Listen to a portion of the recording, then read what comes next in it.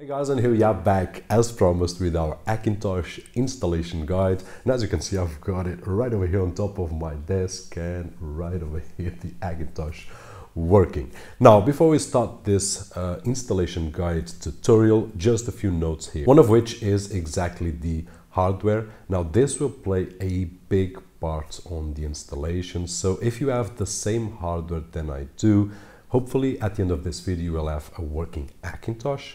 But if you have a hardware a little bit different from mine, then there are no guarantees. You can have it working, or probably you will have to find a few more tweaks here and there outside of this video. Now, the second note is, in my opinion, the most important, which is the credits. Guys, please have in mind that I didn't discover anything. My work here was only a work of research, putting together information from here, from there, and so on and so forth, and then optimizing that information to make my own Hackintosh work. So all the credits due to this video right over here is only one guy gathering information from other communities and then passing that information from this optimized system to you guys over there. So at this moment, I would like to send a huge thumbs up for the insanelymac.com huge community. They have a lot of information there. They have a lot of people on that community that knows a lot more sleeping than I know awake in terms of Hackintosh.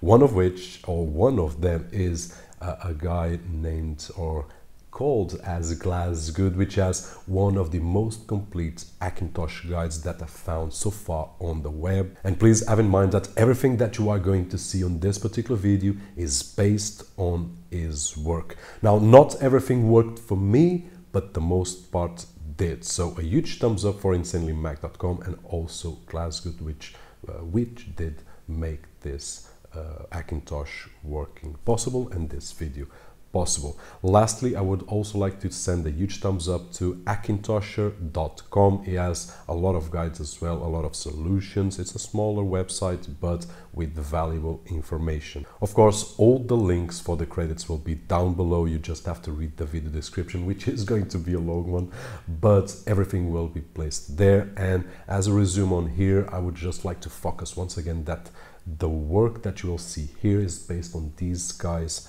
work, and my objective here is just to facilitate this community that is watching this particular video. But please, once again, credits are due to these guys and this awesome community. Now, lastly, before we begin the video, guys, there are two ways of watching this video, at least in my opinion. One of which is to pay attention to every detail. Just get a laptop or something like that, or a tablet or a phone that you can watch this video and then follow up on your Hackintosh everything and pay attention. And if everything goes right, in about a couple of hours you will have a working Hackintosh. On the other hand, you can watch this video on a more relaxed way, knowing that you can follow up everything, but also that I will leave down below links to download my UEFI folders, both to place in the USB drive and also to place on the Hackintosh drive once it's installed. And those UEFI folders will make all the difference to make a Hackintosh work. Now, for those of you that don't know what an UEFI folder is, I will let you know how and what they are needed for. And once again, another note, my UEFI folders are based on Glassgood's UEFI folders, available also on the web, and you'll find the links down below. So guys, if you are desperate and you already know what the UEFI folder is, you will find the link down below. You can just download it and do it. If you don't know, then follow up the guide and hopefully you will get your Hackintosh working in a couple of hours.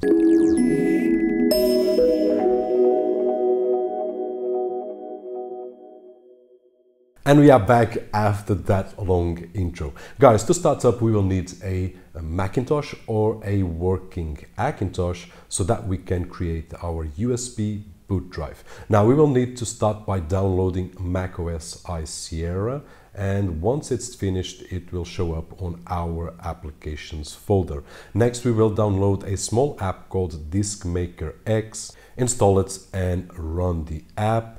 And at this moment we need to insert our USB drive into the computer and then just follow up the installation on the Disk Maker app to select our USB drive and start the installation process. Now, while Disk Maker is working, we will not see any development on screen, but if we check our notifications bar, we will see that it's running, and then when it's finished, it will show us a message on screen.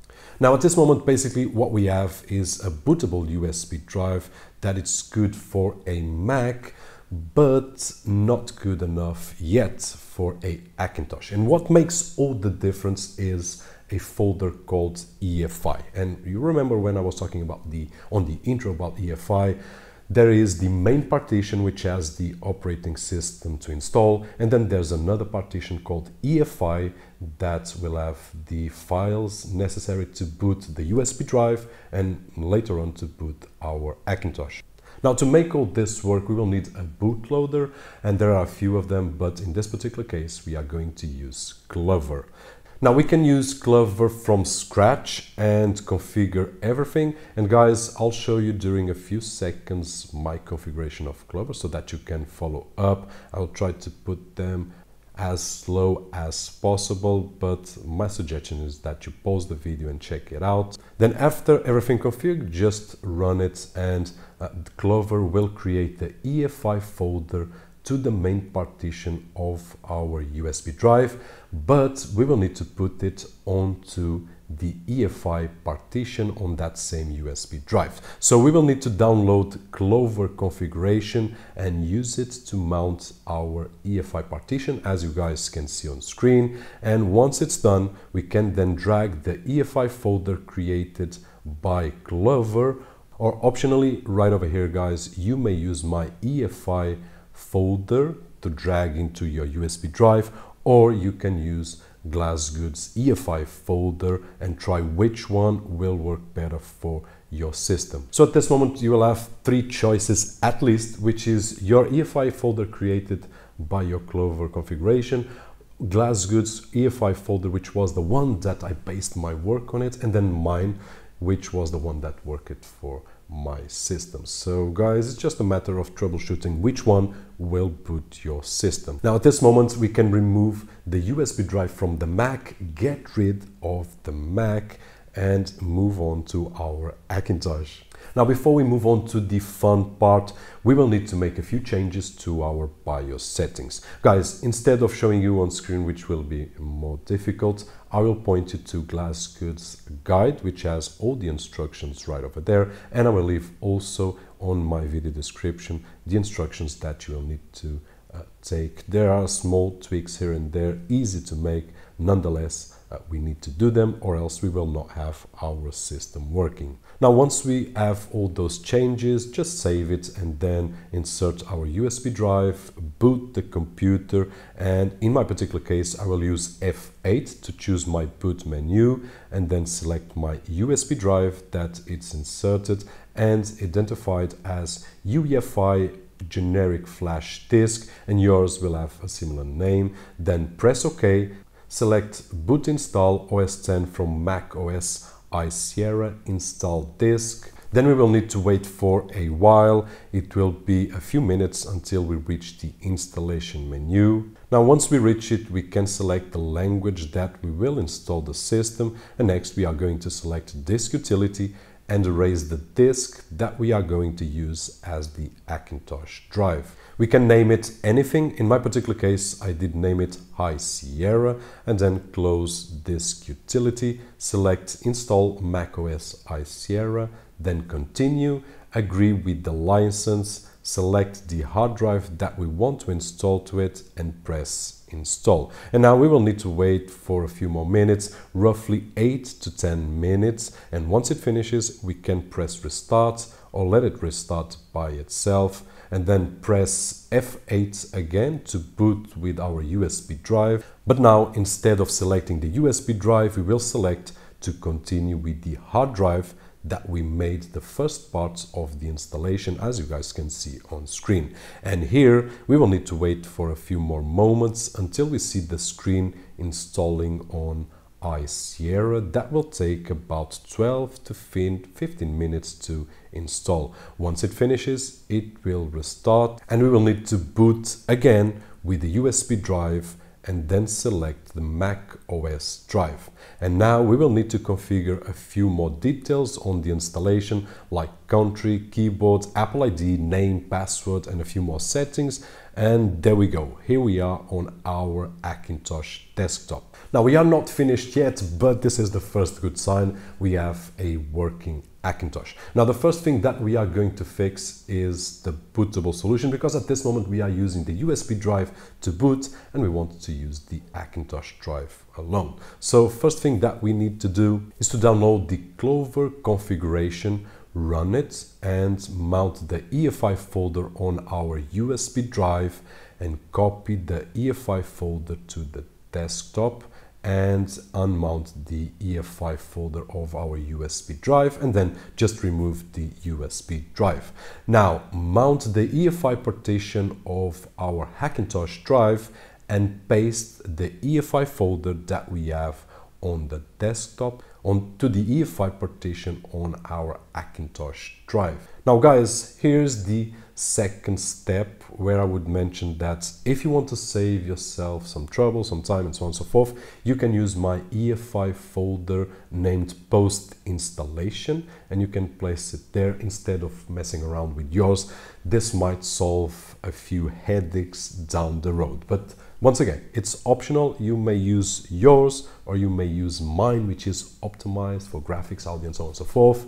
Now once we have our UEFI folder on the UEFI partition of the Hackintosh disk, we can restart the computer and select to boot from the UEFI OS disk, and then at this moment I can change on my boot settings so that I don't need to press F8 every time that I turn on the computer. Now next we are going to fix the graphics and audio issues. At this moment, as you guys may see by the images, my graphics are terrible. So what I'm going to do right now is opening Clover configurator and we will need to mount the UEFI folder of our hard disk and copy the 3 kexts that you guys see on screen, which by the way I will leave links down below on the credit section to all the kexts that I've used and so on and so forth. Now after we copy these 3 kexts, we will need to go to Finder and we need to select go to folder and type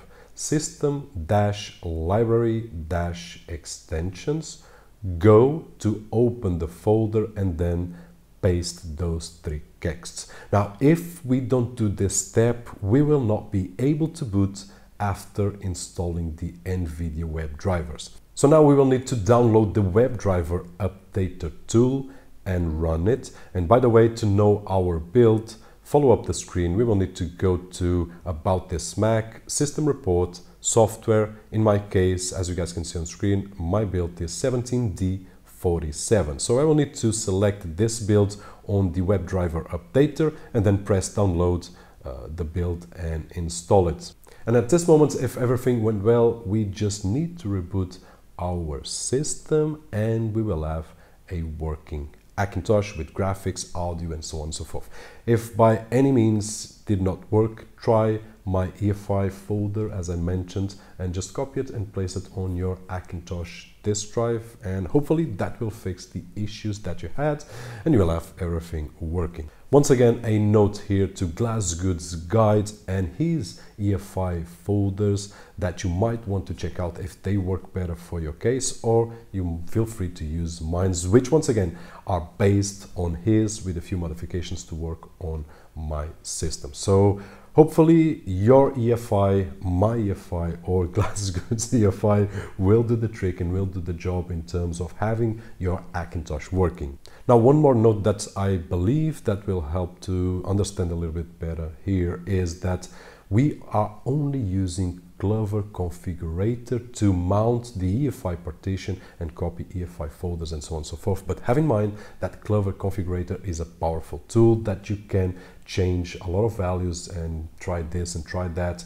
You will read a lot of information on the web that will point out to Clover configuration. So it's not a bad idea to read a bit about it, check a few videos, check a few tutorials to see how it works. This is a basic guide, but there is a lot more into it. So if you are one of those that are satisfied with just a working system and you don't care about anything else, then a huge thumbs up. And that is it, guys. There's not much more that I can say. If you ask me, hey Robert, is your Hackintosh perfect? My answer is no. It works for almost everything. At this moment, the only issue that I'm having is with sleep. If it goes to sleep, then it won't wake. Sometimes it wakes, but it's not reliable. So at this moment, I cannot let it sleep. I just either work with it or I shut it down, and that's about it. And that is it, guys. I'm going to shut up. Hopefully this video was helpful to get your Hackintosh working. Don't forget to send down below a huge thumbs up to the Hackintosh community, especially Glasgood, Insanely Mac and Hackintosher.com. And don't forget to leave also your comments down below if your system is working, if it's the same as mine or if it's different, and anything else that you want to share with this great community. That being said, my name is Roberto Jorge, and as always, I'll see you guys on the next one.